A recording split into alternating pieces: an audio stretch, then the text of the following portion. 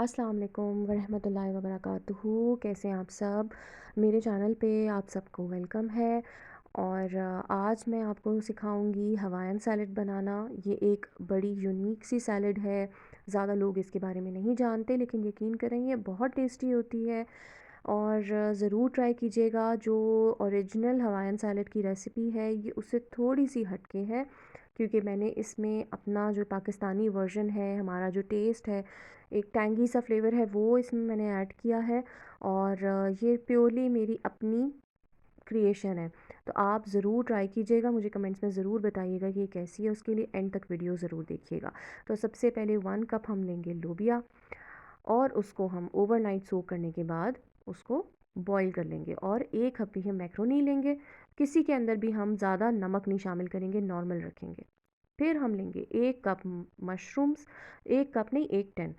1 tin जो market से मिल रहा होता है वो ले लेंगे।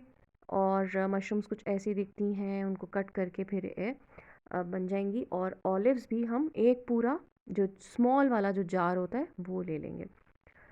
अच्छा, अब मैक्रोनीज़ और लोबिया को आपस में मिक्स करने के बाद इस चीज़ को मेक श्योर कर लेना है कि वो अच्छी तरह से ठंडे हो जाएं। अच्छी तरह ठंडे करने के बाद रूम टेम्परेचर पे, तो ये जो मशरूम्स हैं और ऑलिव्स हैं इनको हम इसमें शामिल कर लेंगे। फिर हम लेंगे 2 कप्स, 2 टिन्स ऑफ, सॉरी मैं बार बार कप्स का नाम ले रही हूँ, 2 टिन्स हम पाइनएप्पल के लेंगे। उसका जो सिरप है उसमें हम उसको सोक कर देंगे। अच्छा, अब बेटर ये है कि ओवरनाइट ये जो लोबिया, मैक्रोनीज़, मशरूम्स और ऑलिव्स के अंदर पाइनएप्पल का 1 टिन का जो सिरप है ना, उसको ओवरनाइट रखा जाए। ठीक है। अच्छा, फिर मैंने यहाँ पे देखें ऑलिव्स कुछ अलग कर लिए हैं, सॉलिड बिल्कुल शेप के। और पाइनएप्पल के कुछ चंक्स जो हैं मैंने इसी तरह ट्रायंगुलर शेप के काट लिए। इट्स योर चॉइस, आप किस तरह करना चाहते हैं। मैंने गार्निशिंग के लिए अलग किए हैं। ठीक है। अच्छा, for the sake of recipe मैं तो अभी इसी तरह इनको मिक्स कर रही हूँ सारी चीज़ों को, लेकिन अगर आप सिरप के अंदर ओवरनाइट इनको सोक करके रखेंगे तो और ज़्यादा जूसी बनेगा ये। ठीक है। अच्छा, ये वाला जार था जो कि साइज़ आप देख लें, ये मैंने यूज़ किया है ऑलिव्स का।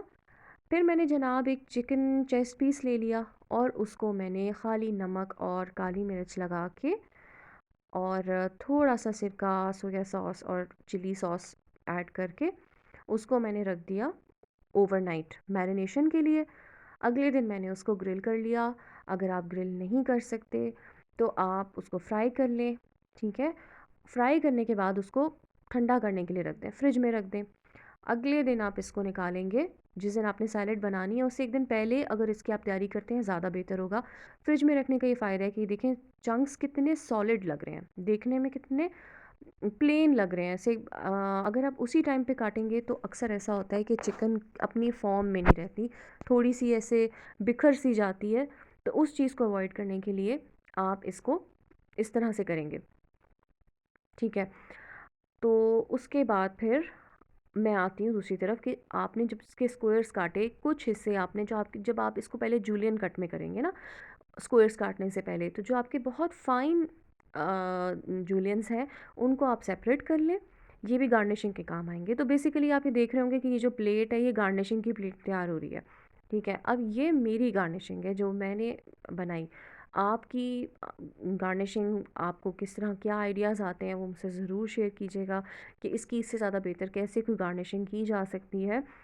तो बहरहाल अभी मैंने ये यहाँ पे जो रखे हैं पीसेस, ये कुछ मैंने एक्स्ट्रा ही रखे हैं। एक्स्ट्रा रखने का ये फ़ायदा है कि ऑब्वियसली कोई कॉन्टीजेंसी हो जाती है तो उसमें आप यूज़ कर सकते हैं। अच्छा, अब जिस दिन मैंने सैलेड बनानी है यानी कि नेक्स्ट डे, तो उस वक्त मैंने इसके अंदर ये जो स्क्वायर वाले पीसेस थे चिकन के वो भी ऐड कर दिए। साथ ही मैंने फ्रेश कटी हुई बिल्कुल बारीक बहुत छोटी ऑमलेट कट, मैंने शिमला मिर्च, कैप्सिकम, वो मैंने कट की है और मैंने डाली है। इसको मैंने एक रात पहले नहीं रखना, फिर ये सॉगी हो जाती है, सॉफ्ट हो जाती है या पानी छोड़ देती है।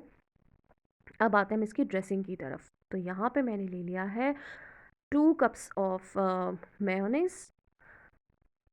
और इस मेयोनीज़ का सॉरी ये क्रीम है। क्रीम मैंने लिया है 2 कप। ठीक है। और यानी कि 2 पैकेट्स, 1 कप ही निकलता है 1 पैकेट के अंदर।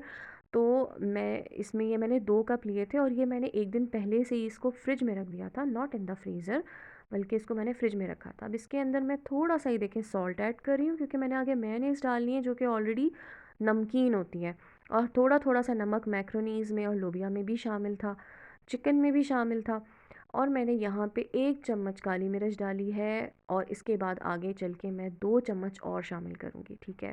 आप देख रहे होंगे कि सैलेड की जो तादाद है वो काफ़ी ज़्यादा है फॉर द पर्पस, लेकिन आप उसके हिसाब से देख लें कि ऑब्वियसली जब कम तादाद होगी तो फिर ब्लैक पेपर उसके हिसाब से डलेगी, तो ये तो वैसे भी अकॉर्डिंगली डल सकती है।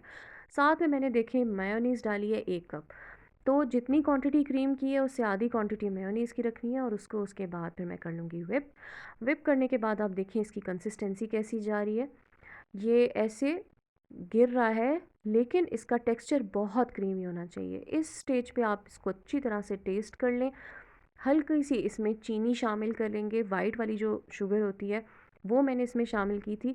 साथ ही मैंने इसके अंदर अभी वाइट वो जो सिरप था, मतलब जो 2 टिन्स थे पाइनएप्पल के मैंने शामिल किए थे, उसमें से 1 टिन का मैंने सिरप 1 रात पहले ही रख लिया था, अंदर चीज़ों में डाल लिया था। जो दूसरा टिन था उसका पाइनएप्पल तो शामिल था, लेकिन उसका सिरप मैंने फ्रिज में सेव कर लिया था, वो मैंने इस ड्रेसिंग के अंदर शामिल किया है।